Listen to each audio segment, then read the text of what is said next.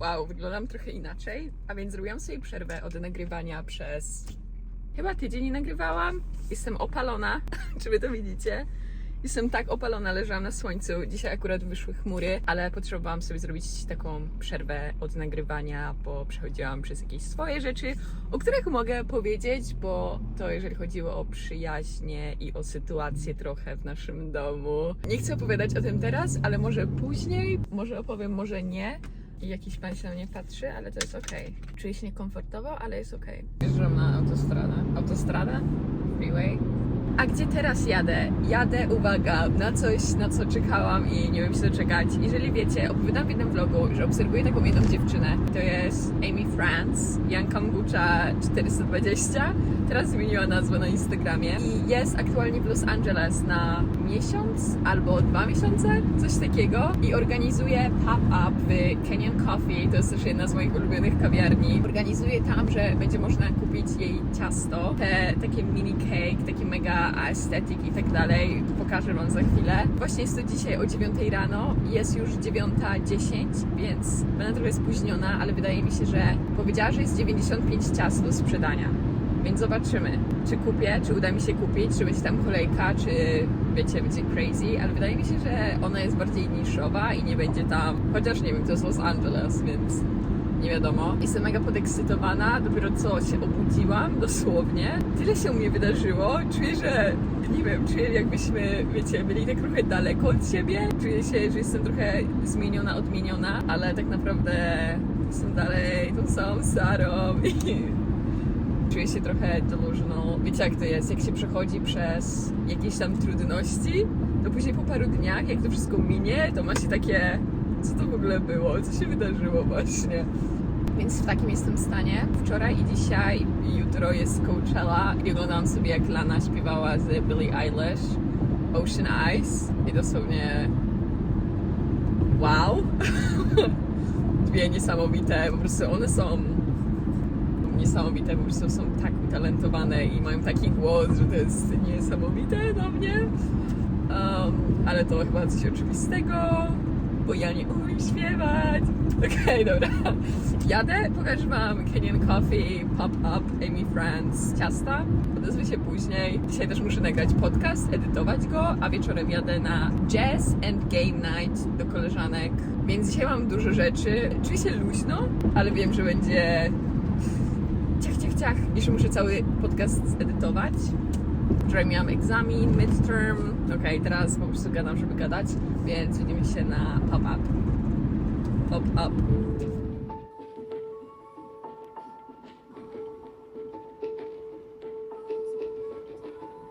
No to nie wiem, czy to się uda. Oh my god.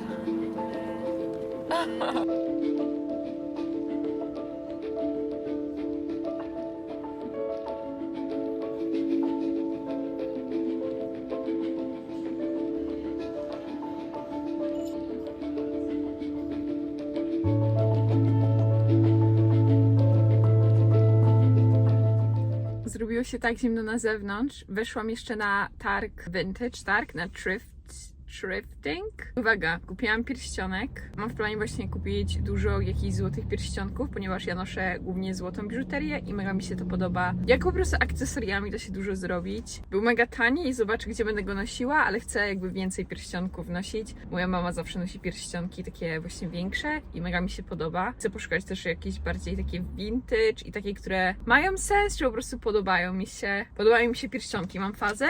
A drugą rzecz, którą kupiłam, to jest torebka, która ma tak unikatowy kolor. Jest czerwona, ale taka jakby przebarwiona, skórzana i mega mi się podoba. Ma idealną wielkość i marzyła mi się właśnie czerwona torebka, bo wtedy wystarczy jakiś zwykły outfit, jeansy, biały t-shirt i taka torebka, więc mega exciting. Muszę się też przyzwyczaić do noszenia pierścionków. Opowiem o tym pop-up. Widziałam Amy i nie wiem, to jest takie dziwne, jak się zobaczy kogoś z internetu, kogoś się ogląda, wiecie, jakieś TikToki czy coś i później w prawdziwym życiu jakby wygląda tak samo, ale widać, że ona była taka bardzo przy sobie, że nie, na przykład próbowałam z nią, wiecie, kontakt wzrokowy i pomachać, czy jej coś powiedzieć. Mogłam też podejść, sobie ją poobserwowałam, ale widać, że ona się czuła trochę niewygodnie, że wiecie, że tyle uwagi zbiera. Była tak ogromna kolejka. To było niesamowite. Jak ja tam podjechałam, ja byłam w szoku. Ja byłam w szoku, że tyle ludzi wiedziało, czy tyle osób było zainteresowanych. Była kolejka po prostu na ileś tam budynków i ona napisała na Instagramie, że jest tylko 95 ciast, więc miałam takie, że okej, nawet nie idę do tej kolejki, bo jest więcej niż 95 osób w tej kolejce na 100%. Prawdopodobnie jakbym, wiecie, przyjechała o jakiejś, nie wiem, 8:30, no ale nic, nie udało mi się kupić, ale fajna była taka atmosfera, jakby wszyscy tam byli po te ciasta i to było takie fajne. A ja kupiłam sobie kawę, popisałam w journalu z 5 stron, zadzwoniłam do siostry, ponieważ w tej kawiarni zobaczyłam aktora z Jane the Virgin. On grał tego blond policjanta, tego chłopaka i męża od Jane the Virgin i miałam takie oh my god, i siedział w tej kawiarni i miałam takie, że kurczę, nie chcę iść do domu, wiem, że muszę nagrać podcast i go zedytować, ale nie chcę mi się wracać do domu jeszcze, mam dużo energii i chcę przebywać wśród ludzi, bo nigdzie jakoś nie wychodziłam przez ostatnie parę dni z domu, więc tak jadę do domu, mam dużo rzeczy do zrobienia, mam dużo pracy i co, i tyle, odezwę się.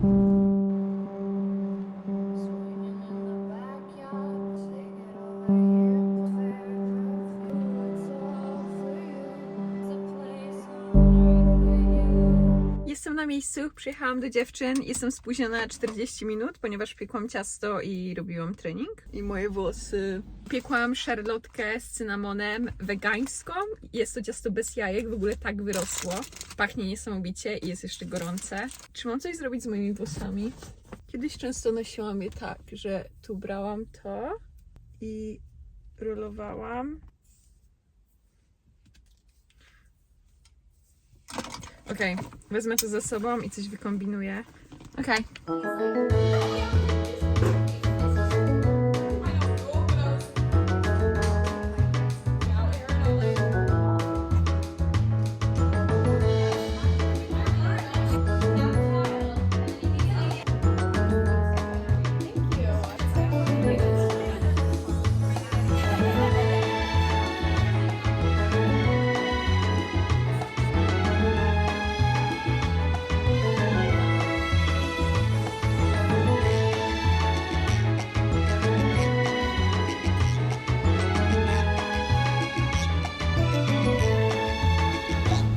Dobry, mamy kolejny deszczowy dzień. Wstałam mega wcześnie, sama z siebie, bo było tak jasno. Zrobiłam sobie fajną jogę 15-minutową, dynamiczną od Gosi Mostowskiej. Mogę wam zostawić link, albo po prostu jak wpiszecie yoga dynamiczna, chyba to jest na początek dnia, czy coś takiego. I później robiłam pilates z taką malutką piłeczką pilatesową. Kupiłam właśnie piłkę do pilatesu. To jest ta właśnie taka malutka, z którą się ćwiczy na core, deep core muscles. Trochę się więcej interesuje, ja ogólnie bardzo siedzę w temacie pilatesu i tak dalej, jakby mega mnie to jara. Jakby intencji myślenia razem z ciałem, że jak myślisz o jakichś mięśniach i trzeba się dosłownie nauczyć, jak oddycha się, jakby ćwicząc, że jak spinasz mięśnie, to robisz wydech. To jest takie bardzo mind to muscle connection i o Boże, uwielbiam to i znalazłam jedną aplikację, jedną dziewczynę, kobietę, która robi właśnie pilates z tą piłką. Nazywa się Lisa Bart, tak mi się wydaje. Aplikacja się nazywa Be The Method i to jest tylko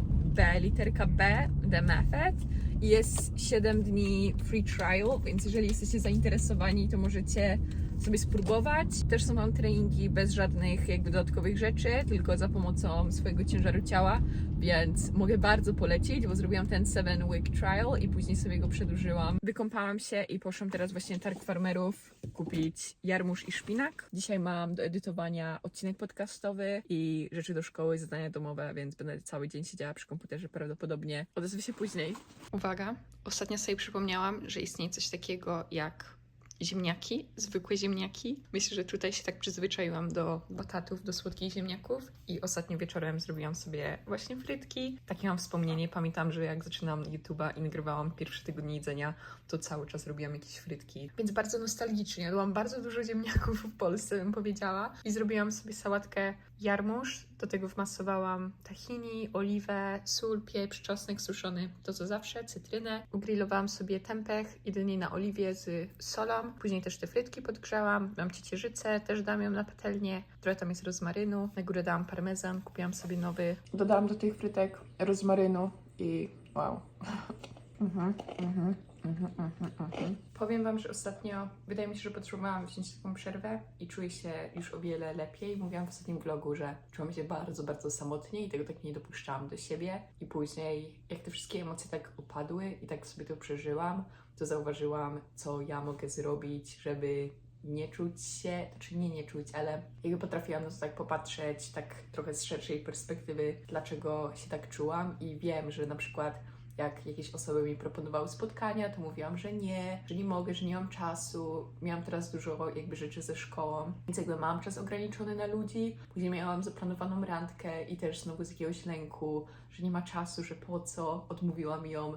I widzę, że często jak ja tak siebie blokuję, to później pojawia się ta samotność. Właśnie jak się blokuję przed rzeczami, które chcę zrobić. Czyli tak ogólnie zawsze ta samotność się bierze, zaczyna się od takiego lęku przed jakimiś rzeczami i później jestem po prostu trochę zaniedbana. To, że jestem tutaj nie jest taką przyczyną tego, że jestem samotna, czy się tak czuję. Jakby wiadomo, że ma to też duży związek z tym i rozmawiałam o tym na terapii, że przez to, że tutaj jestem i tak dalej, nie jestem jakby w łatwej sytuacji, że jestem w nowym miejscu i odkrywam tak bardzo dużo rzeczy odnośnie siebie. Jestem teraz w takiej, wiecie, takiej intensywnej terapii, bym powiedziała, od 2 lat, ale jednak zaczęłam dopiero czuć jakieś rzeczy, jak się tu przeprowadziłam, więc jest na początku dosyć intensywnie. Więc terapeutka mi mówiła, że to nie jest łatwe, ale często ta duża taka moja samotność jest, powiedzmy, że z mojej winy, ponieważ ja właśnie zamykam się, mówię nie, tak trochę, wiecie, oddaję kontrolę za moje życie i za moje samopoczucie gdzieś tam, ale o to chodzi w emocjach, że później jak się czuję, to teraz już wiem i na przyszłość i tak może się znowu to powtórzy, znowu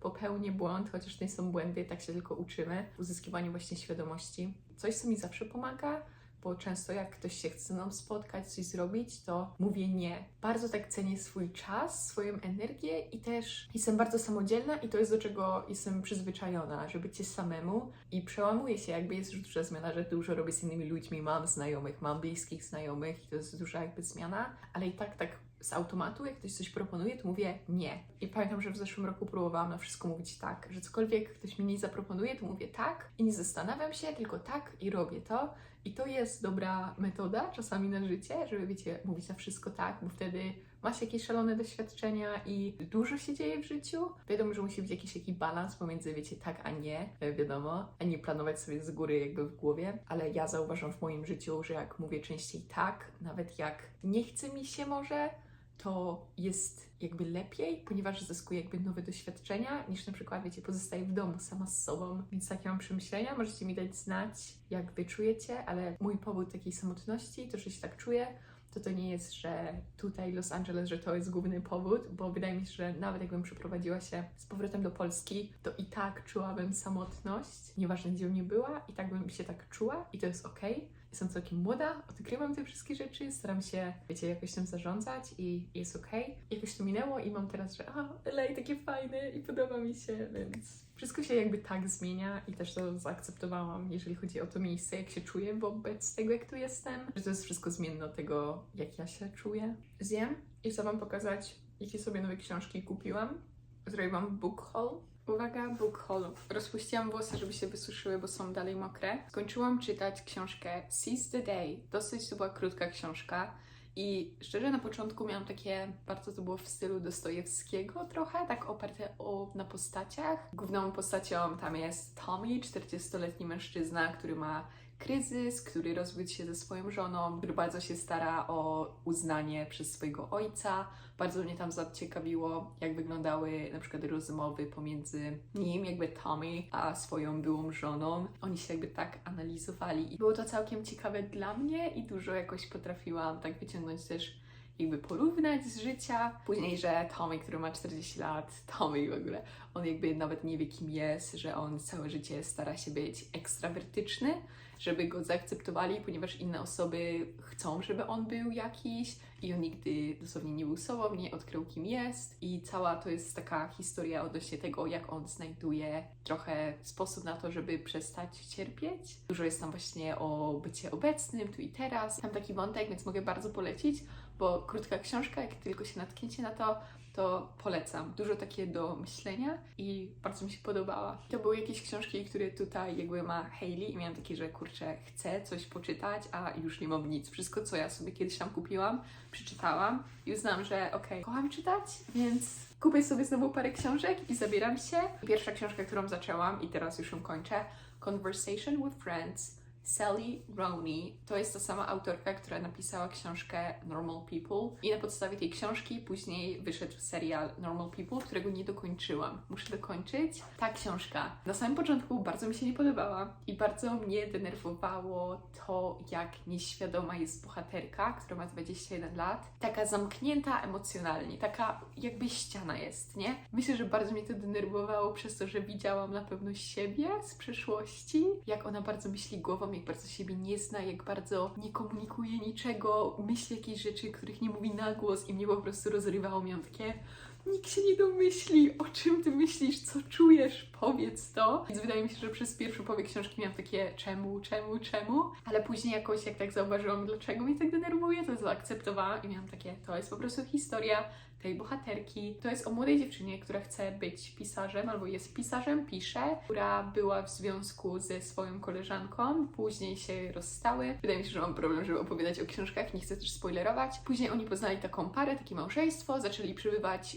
więcej czasu z nimi. Ten mężczyzna ma 30 lat, jak się poznali. Ta kobieta wydaje mi się też w tym wieku, Melissa and Nick, a one mają po 21 lat i ta para ich tak wciąga w ten świat, jeżeli chodzi właśnie o pisanie, przedstawiają do różnych osób. Nie chcę zdradzać, później tam jest afera i tak dalej, affair, chodzi do zdrady i tak dalej, więc bardzo ciekawa książka. I jestem ciekawa, co by się stało, jakbym przeczytała tą książkę, jak miałam, nie wiem, czy wtedy ta książka w ogóle była, jak miałam, nie wiem, 15 lat. Jestem ciekawa, jakbym w ogóle patrzyła na tą książkę, bo teraz z czasem bardzo mnie denerwowała, bardzo jest tam takie wgłębianie się, ale myślę, że też fajne, bo daje takie duże zrozumienie, dlaczego osoby się zachowują, jak się zachowują, ponieważ ona pochodzi z domu, gdzie są, wiecie, rozwiedzeni rodzice, ma ojca alkoholika i po prostu widać, dlaczego jest taka, jaka jest. To daje dużo też takiej empatii, buduje empatię.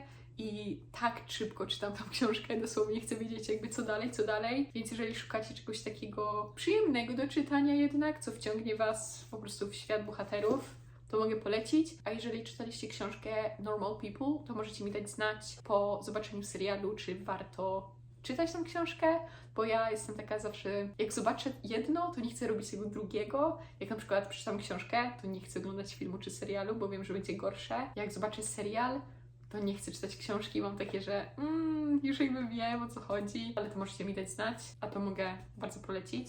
I następnie z kolejnych książek, przez to, że widziałam wszystkich na TikToku, że czytają A Little Life, to miałam takie, ta książka jest ogromna. Miałam takie, że muszę przeczytać, ponieważ wszyscy mówili, że są odmienieni po tej książce i że złamała im serce, dlatego miałam takie, chcę przeczytać, bo chcę wiedzieć, na czym polega ten hype. I dam Wam znać, moja siostra też kupiła tą książkę, więc razem robimy book club i będziemy czytać w tym samym czasie. To będzie druga książka. Jeżeli chodzi o to, jak szukam jakichś książek do czytania, to często wchodzę sobie na BookTok na TikToku. Wiecie, książki, najlepsze książki, jakie ktoś przeczytał, książki 2023, 2024, najlepsze. Jest taki jeden chłopak, którego obserwuję, który zawsze tak ładnie się wypowiada o książkach. Właśnie od niego widziałam tą książkę, Haruki Murakami. Ja przeczytałam Norwegian Wood i bardzo mi się podobało. I on powiedział, że lubi tą książkę, że jest bardzo inna od wszystkich jego książek, ale że uważa, że to jest jedna z lepszych, że bardzo mi się podobała i mam takie, że bardzo lubię tego autora, znaczy podobała mi się ta książka, fajny ma on styl jakby pisania, więc uznam, że kupię i spróbuję. Kolejna książka to jest pierwsza część Duny. Zobaczyłam Dune filmy, pierwszą i drugą, ale rozmawiałam ze znajomym i powiedział, że książka to jest w ogóle jakiś kosmos w porównaniu do filmów i dlatego mnie to tak jakby bardzo zaciekawiło. Kupiłam na razie pierwszą część i przeczytam i później zobaczę, czy będę chciała, wiecie, drugą, trzecią, czwartą. Zobaczymy, czy mnie wciągnie. I ostatnia książka to jest Creativity Flow and the Psychology of Discovering and Innovation. Nie wypowiem tego nazwiska, mega skomplikowane. Mihaly Csikszentmihalyi. Jego najpopularniejsza książka to jest Flow, którą może też przeczytam, ale ostatnio bardzo się interesuję kreatywnością i jak kultywować tą kreatywność. Przeczytałam książkę Rick Rubin, The Creative Act i mi się mega podobała, więc chcę jeszcze bardziej wdrążyć się w kreatywność, ponieważ uwielbiam być kreatywna, a czasami widzę, że mam problemy, żeby tam tap in w tą moją kreatywność. I czasami mam takie fazy, gdzie po prostu jestem trochę jak taki robot, więc chcę się właśnie zagłębić i może coś mi da ta książka. Na pewno mi coś da. Jeżeli macie jakieś polecenia, to możecie mi dać znać. Dam wam znać, jak ja przeczytam te wszystkie książki i co myślę. Dzisiaj mam w planach tą skończyć. Skończyłam właśnie edytować odcinek podcastowy i dodaje się. Ogólnie bardzo lubię ten kadr, jak wygląda. Wydaje mi się, że jest całkiem spoko na nagrywanie. Możecie mi dać znać, co myślicie. I tutaj dodaje się. Ostatnio mega długo to zajmuje. Nie wiem dlaczego, czy to jest przez internet. Czasami to są 3 godziny, 4. Nie mam pojęcia, od czego to zależy. Może przez to, że mam mega dużo zakładek, ale wątpię.